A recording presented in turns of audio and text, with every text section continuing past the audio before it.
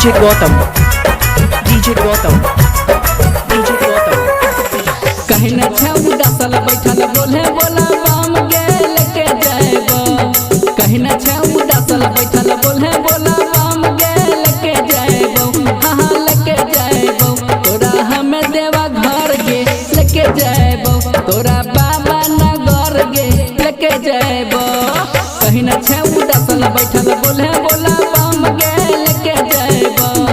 कहीं न छऊ दसल बैठल बोले बोला बम गेल के जाएबो।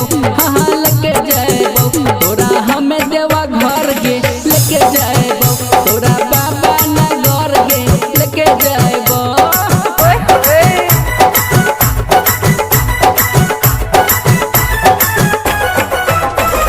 DJ Gautam, DJ Gautam, DJ Gautam, DJ Gautam। डांगा बजाए, डांगा बजाए, डांगा बजाए। Music by Kunal Chhela। अब लगे जान तू देरी लगावे जल्दी से जाके तू कांवर सजावे। अब लगे जान तू देरी लगावे जल्दी से जाके तू कांवर सजावे। मान ले कहनवा तू हे गे मान ले कहनवा तू मित्र सुंदर वर गे लेके जाएबो। हाँ लेके जाएबो तोरा हमें देवा घर गे लेके जाएबो। तोरा भोला नगर गे लेके जाएबो। DJ Gautam, DJ Gautam, DJ Gautam, DJ Gautam। डांगा बजाए, डांगा बजाए। Music by Kunal Chhela। Writer Deepak ने कांवर उठाई तो छैला कुनाल नगे दर्शन कराई तो सुन ले।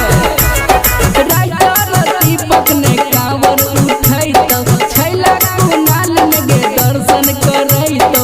माखन सुमन से हे गे माखन सुमन से तन को न डर गे लेके जाएबो। हाँ लेके जाएबो तोरा हमें देवा घर गे लेके जाएबो। तोरा बाबा नगर गे लेके जाएबो। कहीं न छऊ दसल बैठल बोले बोला बम गे लेके जाएबो। कहीं न छऊ दसल बैठल बोले बोला बम गे लेके जाएबो। हाँ लेके जाएबो तोरा हमें देवा घर गे लेके जाएबो। तोरा बाबा नगर गे लेके जाएबो।